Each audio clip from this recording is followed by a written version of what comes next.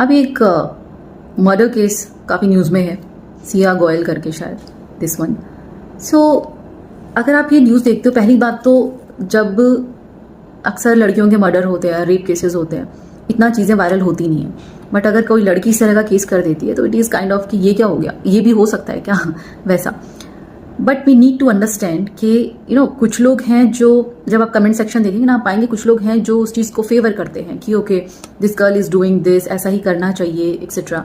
And कुछ लोग हैं जो वहाँ पर आके गालियाँ दे रहे होते हैं। They are completely in revenge mode कि इसको फांसी लगा दो, इसको मार दो, जला दो, काट दो। नाउ अंडरस्टैंड वन थिंग, आप किसी भी सिचुएशन को एक अलग पर्सपेक्टिव में तभी देख सकते हैं जब आप उस सिचुएशन से ऊपर उठकर उसको देखते हैं। क्योंकि जब आप सेम लेवल पर हैं तो आप उस सिचुएशन की गहराई को समझ ही नहीं सकते कि वहाँ क्या हो रहा है, क्यों हो रहा है।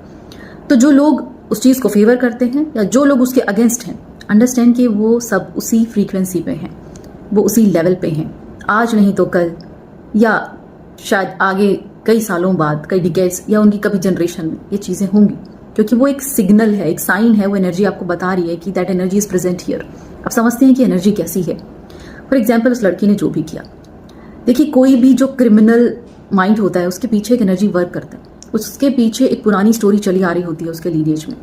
It could be, I am not sure about it, but it can be कि किसी लड़की के साथ कुछ इस तरह का इंसिडेंट हुआ होगा।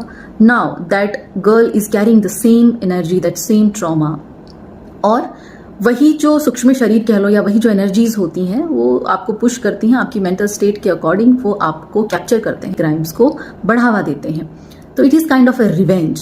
तो ये कार्मिक लूप है जहाँ एक इंसान दूसरे के साथ करता है, फिर दूसरा आता है वो उसके साथ करता है। It is a kind of loop. तो जो लोग कह रहे हैं कि हाँ इसके साथ ये करना चाहिए, तो basically they are on the revenge frequency. और जो लोग कह रहे हैं कि जो इसने किया वो सही किया, they are also on that revenge energy. वो बस अभी तक मैनिफेस्ट नहीं हुआ है। So please understand, if you are carrying this belief system, understand कि जो भी चीज़ आप सुन रहे हैं, समझ रहे हैं, उसके या तो आप अगेंस्ट में हैं या आप फेवर में हैं। दोनों ही केसेस में आप उसी सेम फ्रीक्वेंसी पर हैं। क्योंकि अगर आप उससे ऊपर उठकर सोचेंगे तभी असलियत को आप देख सकते हैं कि क्या, क्यों, कैसे, और सही गलत के परे सोच